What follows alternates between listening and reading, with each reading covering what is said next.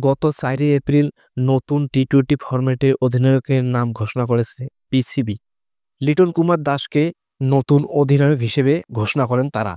তবে নাজমুল হাসান শান্তকে ওয়ানডে ও টেস্ট ফরম্যাটে অধিনায়ক হিসেবেই রেখেছেন তারা।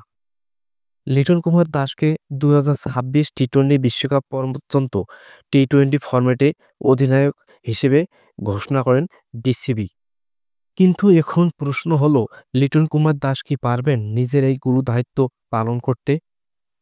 কেননা এর আগে আমরা অনেক বাংলাদেশের অধিনায়ককে দেখেছি, তারা বারবার বাংলাদেশ ক্রিকেট সমর্থকদের আশার আলো দেখিয়েছেন, শুনিয়েছেন প্রত্যাশার কথা, কিন্তু কাজের বেলায় কোনো কিছুই লাভ হয়নি। এর আগে ব্যর্থতার দায় কাঁধে নিয়ে কেউ বা অধিনায়কত্ব নিজেই ছেড়ে দিয়েছেন, অথবা বিসিবি তাকে বাধ্য করেছে অধিনায়কত্ব ছেড়ে দিতে।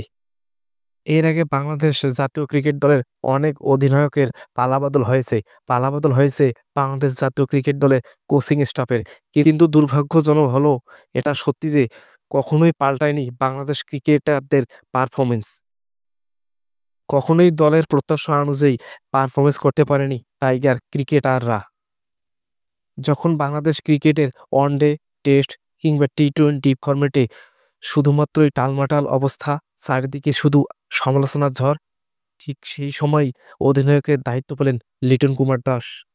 তিনি কি পারবেন বিসিবির এই প্রত্যাশার প্রতিদান দিতে, বাংলাদেশ ক্রিকেট সমর্থকদের আস্থার প্রতিদান দিতে?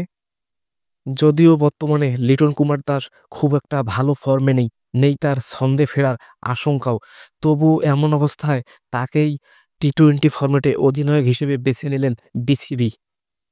এখন দেখার বিষয়, নতুন অধিনায়কের নেতৃত্বে কেমন ফর্মে ফিরে বাংলাদেশ, আর লিটন কুমার দাসই বা কিভাবে দলকে এগিয়ে নিয়ে যায় সামনের দিকে। এখন শুধু দেখার বিষয়, সময়ই উত্তর দেবে এই সমস্ত প্রশ্নের।